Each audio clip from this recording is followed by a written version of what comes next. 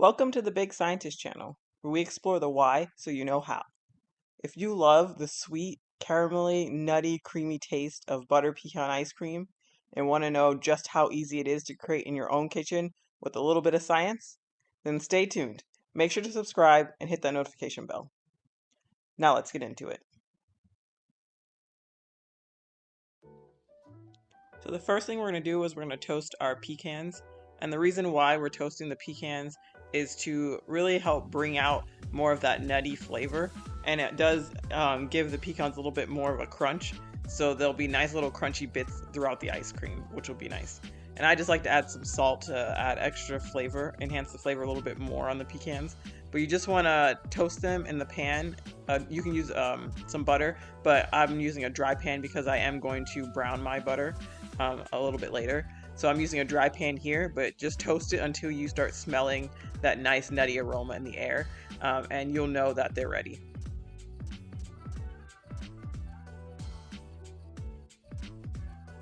Once the pecans have finished toasting, we can move those aside and move on to the next step. So now I'm going to go ahead and brown my butter, as I mentioned earlier. This is a browned butter pecan ice cream. And if you haven't already, please check out our brown butter video, how to brown butter, and also our short video, how to brown butter. Those videos will really give you some good details on the science behind browning butter, what's going on, what's happening, and what changes are taking place and what to look for. And it gives you a nice step-by-step of the whole browning the butter process. But essentially, a brown butter is butter that has been chemically altered by cooking. So we are essentially cooking the butter in order to brown the milk solids, and browning the milk solids creates a level of different flavor compounds, which gives a nutty, caramelly kind of aroma and taste to the butter, which gives it's a nice savory kind of taste that you can add into your baked goods, your regular cooking dishes, just anything. Brown butter is actually really good and does help enhance and elevate the flavor. So please check out those videos for more detailed science on that, but brown butter is definitely a game changer when it comes to your baking. So now we're going to go ahead and move on to heating up our cream and our half and half. So the reason why you want to heat up your cream and half or your milk, whatever you're using to make your ice cream or frozen custard, is because it will help to impart any flavors we're going to add to it, and it helps to incorporate into our custard base. Well, for this, our custard base. But if you're just making ice cream, then it does help to impart the flavors that you're trying to put into your ice cream. And so here, since we're making a butter pecan ice cream, we're actually going to steep our pecans in the hot milk, or milk and cream. And so we're going to wait for this to come up to almost a boil, but not quite a boil. We want it to just be right below boiling, kind of like when you're scalding the milk. So we're going to heat it right into there, and then we're going to turn it off, and we'll add in our pecans and let them sit for about 10 to 15 minutes to kind of impart some of those toasty, delicious flavors into the ice cream.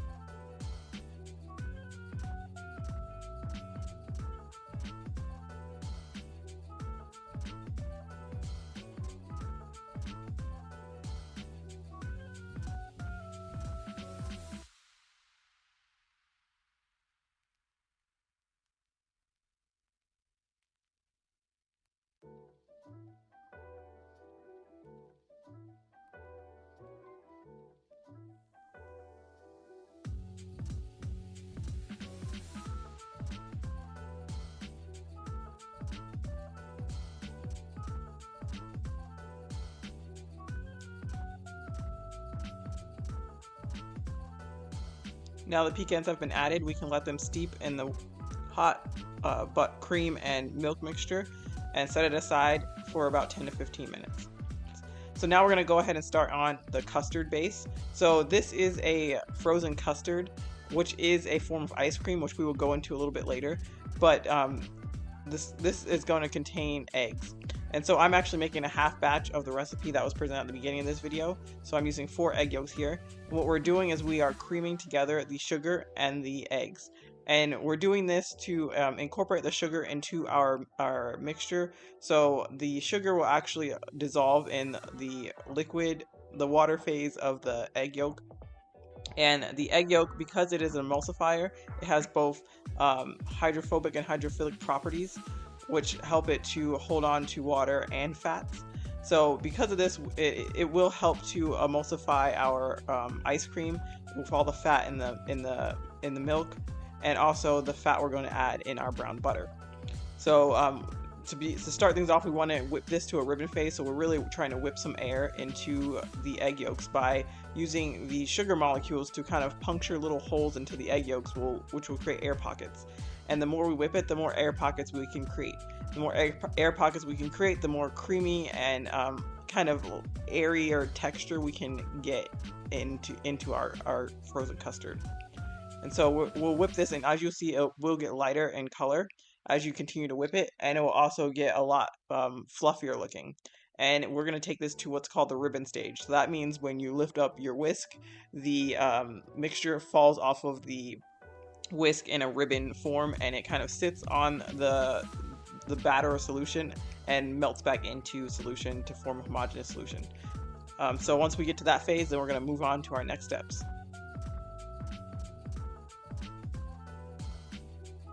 So as you can see here, we've gotten to our ribbon phase, and the mixture has gotten much lighter in color. And so now we can actually go ahead and incorporate our oil, which will be our fat, sorry, not our oil, our fat, which will be our brown butter. And the reason why we're incorporating it in this phase is because if we were to add our brown butter to our liquid phase, which would be our milk, it would separate. And because we want this to be a homogeneous solution, we want our ice cream to be nice and creamy and smooth and not grainy or separated, we are going to add it here so that the emulsifiers in the egg yolk can help to emulsify the brown butter, which will help to keep it in solution and give us that nice, nutty, delicious flavor throughout the mixture.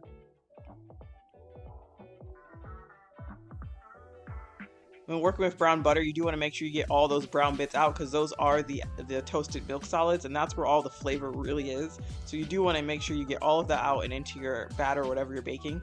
And you want to make sure it's nicely incorporated, so we're just going to whisk this really good to make sure it's nicely incorporated. As you can see, it's not separating, it's not sitting on top of the egg mixture, because the egg yolks do have those emulsifying properties. It's able to hold on to that fat and also the water in our mixture that we're going to be adding to it. So this is perfect time to add in your brown butter.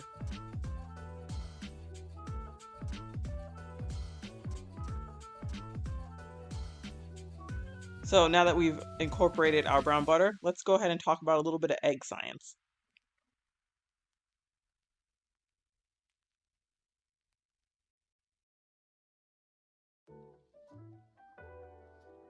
So eggs are interesting in their nature.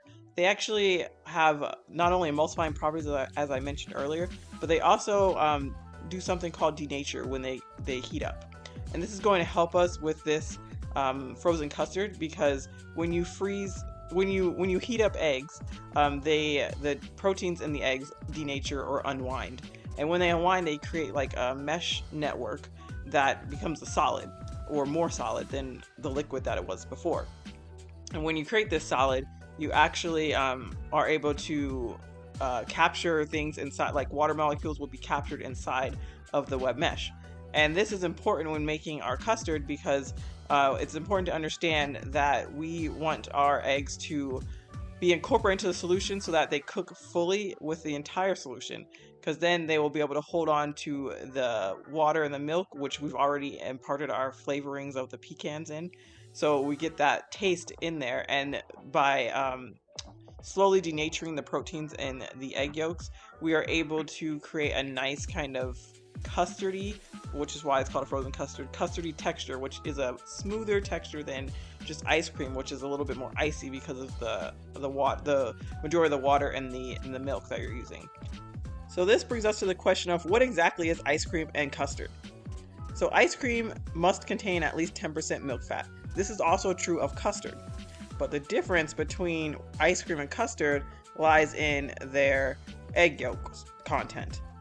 Ice cream and custard both contain milk, cream, sugar, and at least 10% milk fat. Now the difference between the two comes in when you start adding in egg yolks. So there are ice cream recipes that do contain eggs, but the difference is between frozen custard and ice cream is the amount of egg yolks being added into the mixture.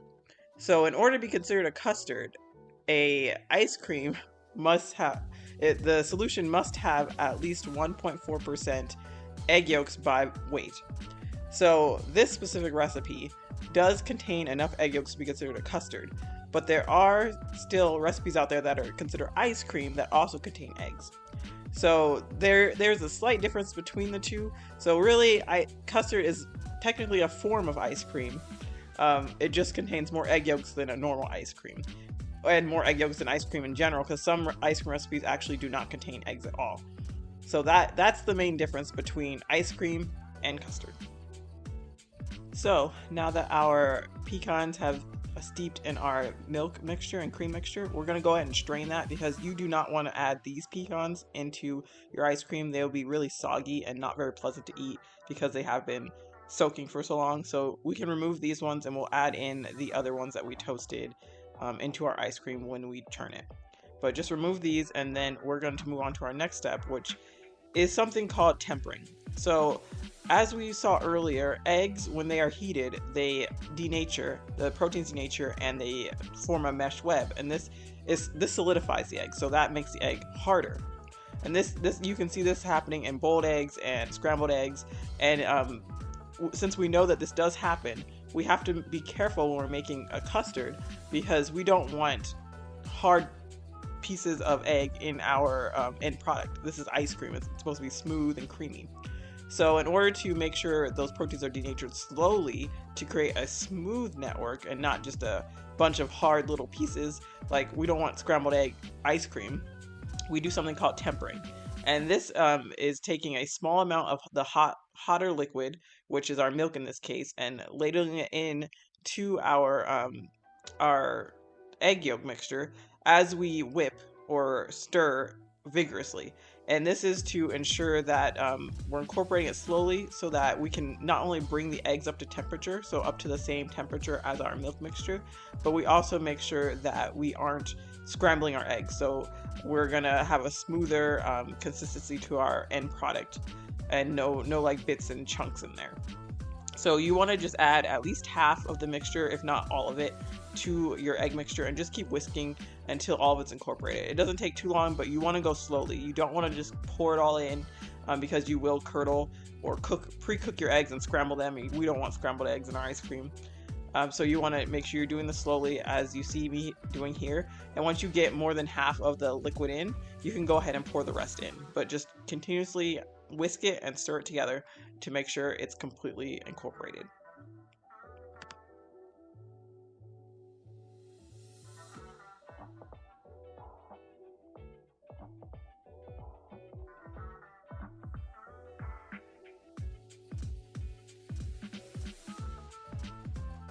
Now, once we finish tempering the eggs, we want to go ahead and pour this back into our pan, because we are going to finish cooking it on the stove. And like I mentioned earlier, this is a custard. It's a frozen custard. So we have to cook it so that it gets to that custard consistency. So we're just going to go ahead and put it over about low-medium heat. You don't want this to boil at all. What you're looking for is so I'm using a wooden spoon, but you could use a silicone spoon or whatever kind of spoon. But no matter which spoon you use, what you're looking for to know that your custard has thickened to the appropriate consistency is when you take your spoon out of the solution, the custard solution, and you run your finger down the back of it. If the solution stays separated on either side and it doesn't fall back together or move or run off the spoon, then you know that it's reached the consistency that you want for your ice cream.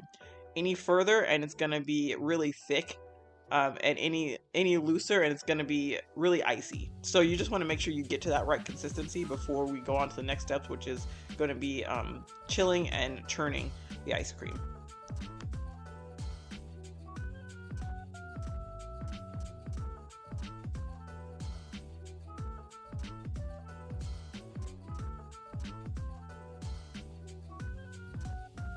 Once we've reached the consistency we want, we can go ahead and remove this from the heat. And then we are also going to strain this, because just in case any of our egg curdled or cooked too much while we were finishing up our custard, we want to make sure we're not including that into our final product. So as you can see, I'm scraping it out here into our strainer, and you can see very little curdled, and that's what you want to see. If you've tempered your eggs properly, you should see very to little, maybe even no curdled eggs in here. As you can see, it's less than a teaspoon, so this is very little. This is great, so we know we've gotten the consistency we need in our custard. So now that we have completed our custard, we're going to go ahead and add our last few ingredients and then move on. We're going to add in our salt, our our cornstarch, and our vanilla. And then we're going to move on to chilling our custard. The reason why we want to chill this, and we're not just going to go straight into turning it, is because a cold mixture will chill much more evenly and efficiently than a hot liquid.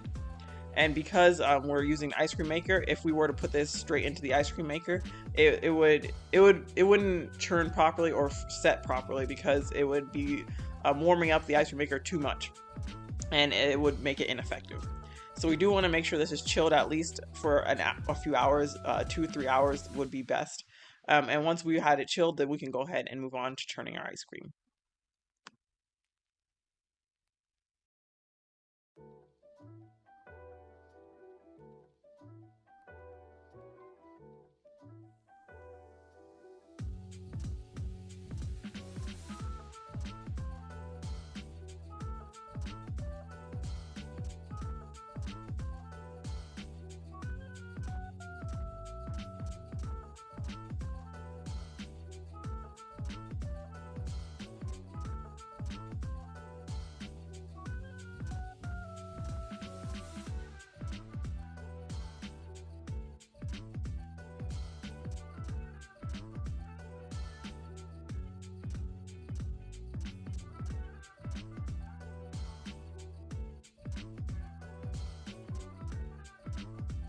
And you do also want to place some plastic wrap or a lid on this.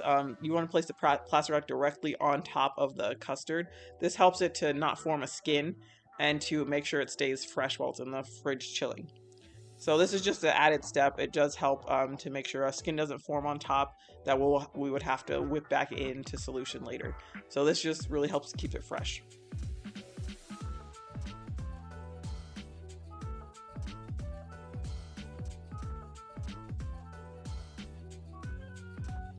And once our ice cream base has chilled or our custard base has chilled in the fridge for at least an hour, if not 2 to 3, we can go ahead and start churning it. So I'm just going to pour this directly into my ice cream maker. And you want to churn this for at least 15 to 20 minutes.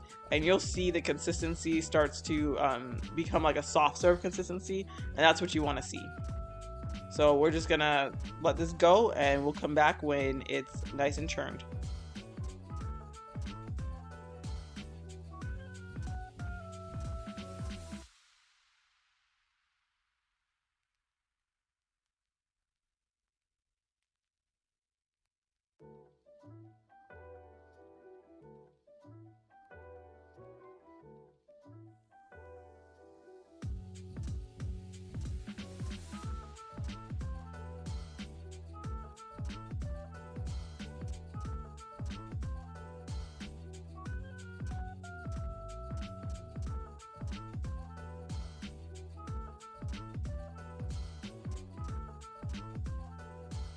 I would like to take a moment to say, if you love science and the science of food and understanding what's going on when you're cooking or baking and how it's affecting your food and what you can do to change and alter or create something all of your own, please go ahead and subscribe to our channel. We do love just sharing the science content behind food and baking and what's happening, why it's happening, how it's happening, so you are armed with the knowledge to make adjustments and explore and create in your own kitchen. We try to give you the why so you know how. So please go ahead and subscribe, hit that notification bell, hit that like button, whatever it is you want to hit it, and keep tuned in to our channel. We love creating the content. We love having you as a viewer. So thank you, and continue to watch and enjoy the science. So once we've reached that soft serve consistency that I mentioned earlier, we can go ahead and I'm just removing any excess from the beater so that I can get as much of my ice cream as possible, or my custard as possible. And you can go ahead and add in your mix-ins here. So I did add a little bit of the pecans and salted caramel in as it was churning, but I do like to also mix them in by hand to make sure I get it nice incorporated. So that's what I'm going to do here once I finish cleaning off the beater, and then I will go ahead and add in my the rest of my pecans and my salted caramel sauce, which if you haven't already, please go ahead and check out our salted caramel sauce video. It's really informative, a lot of science behind salted caramel, or caramel sauce really in general. And so if you love this kind of science, please check it out.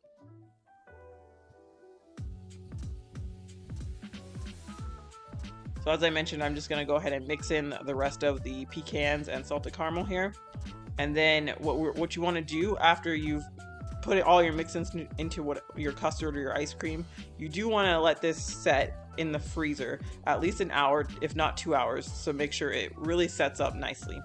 Now you can eat it like this, the soft serve consistency, but it will melt a lot quicker because it hasn't really solidified yet. So what we've done by churning it is we've just really incorporated a lot of air into the mixture and frozen the mixture slowly so that the ice crystals are formed a lot smaller and slower. And the smaller the ice crystals, the creamier the texture. So the bigger the ice crystals, the grainier and more harder the texture will be. So it's important when you're churning to make sure you're churning it at a medium kind of speed and for the allotted amount of time to ensure you get that nice air whipped in, also a nice the ice crystals formation nicely in your mixture. So as I mentioned, I'm just going to go ahead and put this into my container, and you just want something that's freezer safe and airtight. And you do want to place either some parchment paper or plastic wrap on the top of your ice cream, or your custard, to make sure that you don't get any kind of freezer burn or any kind of weird freezer taste to your custard. We went through all the trouble of making it, so we want to make sure it tastes delicious in the end. So just fill up your container and add in your parchment paper or plastic wrap, and then put it in the freezer and let it set for at least an hour, if not 2, or overnight even.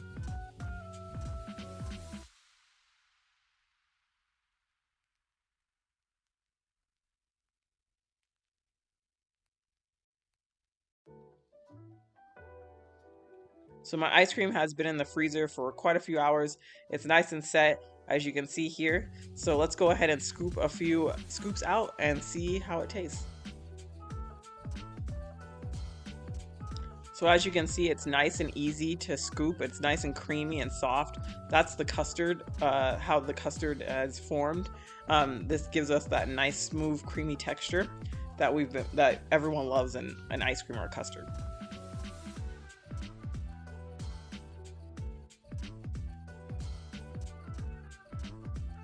And here you have it. Nice, delicious, refreshing, decadent, browned butter, salted caramel, butter pecan custard. Let us know if you try out this recipe, and make sure to subscribe to our channel to stay up to date on all the science. Until next time, happy baking!